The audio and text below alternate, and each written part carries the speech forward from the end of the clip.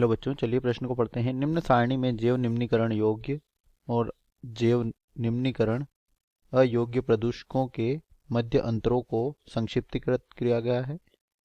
गलत अंतर को पहचान कर सही उत्तर का चयन करें। तो हमें यहाँ पर जैव निम्नीकरण योग्य प्रदूषक और जैव निम्नीकरण अयोग्य प्रदूषक के बीच अंतर दिए गए हैं। हमें बताना है कि कौन सा यहाँ पर गलत अंतर है।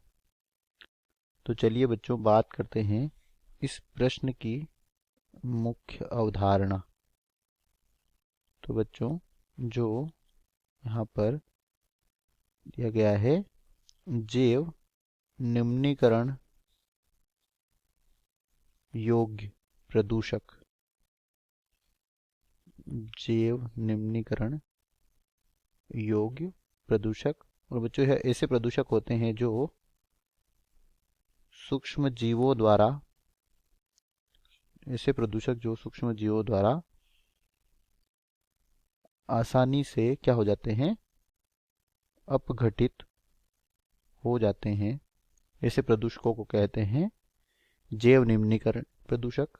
और यहाँ पर दूसरा है जैव निम्नीकरण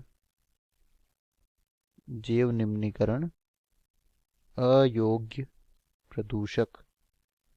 और बच्चों जैव निम्नीकरण अयोग्य प्रदूषक जो होते हैं, यह सूक्ष्म जीवों द्वारा इनका अपघटन नहीं होता है। तो चलिए बात करते हैं यहाँ पर सबसे पहले अंतर की। तो सबसे पहला अंतर है प्रदूषक जो कि सूक्ष्म जीवों द्वारा आसानी से निम्नीकृत हो सकते हैं। तो बच्चों जैव निम्नीकरण प्रदूषक कहलाते हैं, बिल्कुल सत्य है। और प्रदूषक जो हानि रहित पदार्थों में निम्नीकृत नहीं हो सकते, जैव निम्नीकरण अयोग्य प्रदूषक कहलाते हैं। पहला अंतर बिल्कुल सही है। तो पहला विकल्प यहाँ पर क्या होगा, पहला तो सही है तो यह गलत होगा।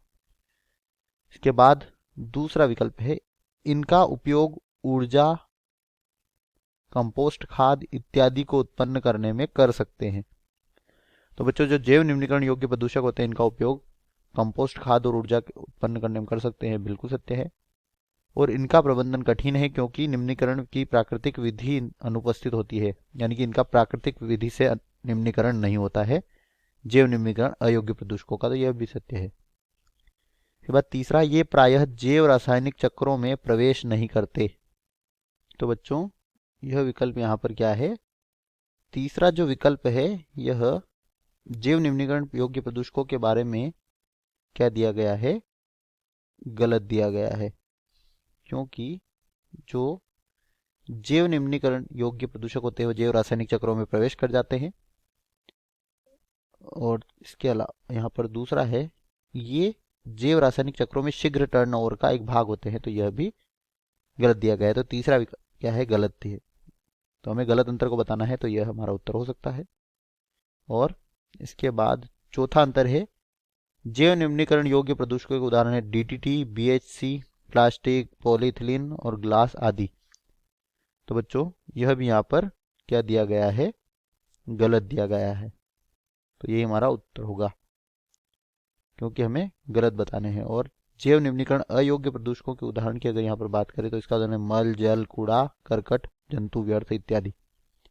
तो यहाँ पर कौन सा कथन गलत है, तीसरा और चौथा, और यह कौन से विकल्प में दिए गए हैं, विकल्प डी में।